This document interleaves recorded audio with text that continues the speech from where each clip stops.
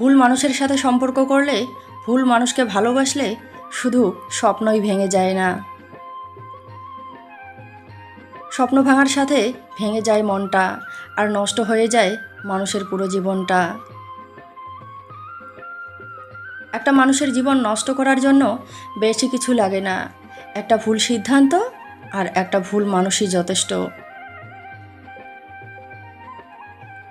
কারোর সাথে সম্পর্ক করার আগে মানুষটার সম্পর্কে আমাদের জানা খুবই প্রয়োজন।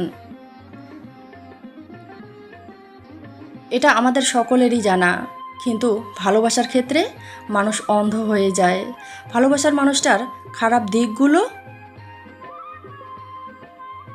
মানুষ দেখতে পায় না, শুধু সেই মানুষটার ভালো গুণগুলোই দেখতে পায়।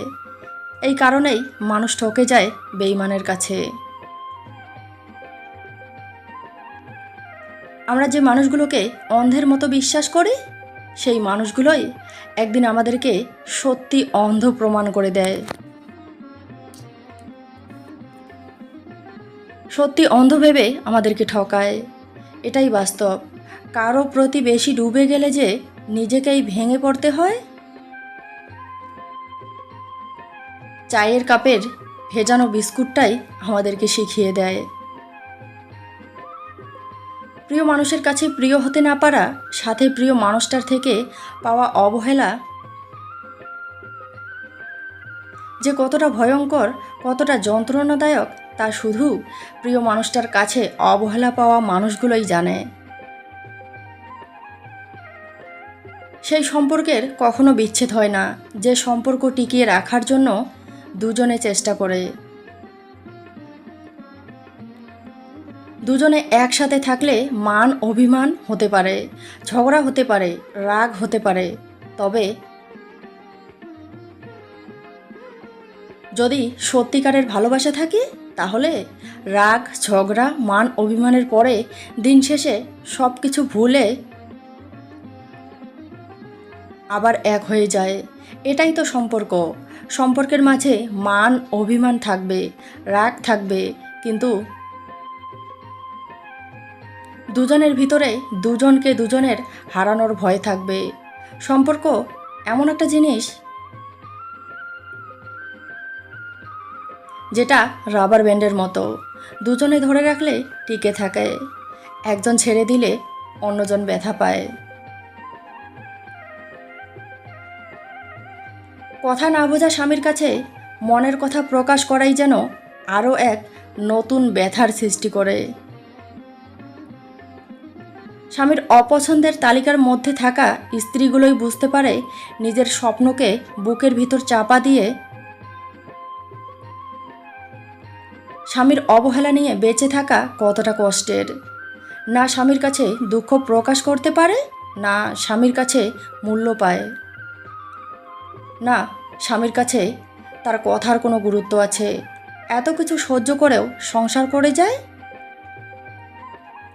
মেয়ে বলে কোনো পুরুষ এত অবহেলা নিয়ে সংসার করতে পারবে না। মেয়েদেরকে সমাজের ভয়ে অনেক কিছু সহ্য করতে হয়, পরিবারের জন্য অনেক কিছু ত্যাগ করতে হয়, কারণ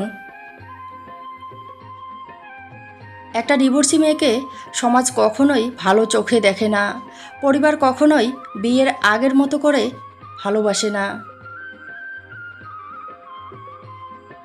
একটা মেয়ে ততদিন পর্যন্তই পরিবারের সবার আদর পেয়ে বেঁচে থাকে, যতদিন 18 বছর হয় না।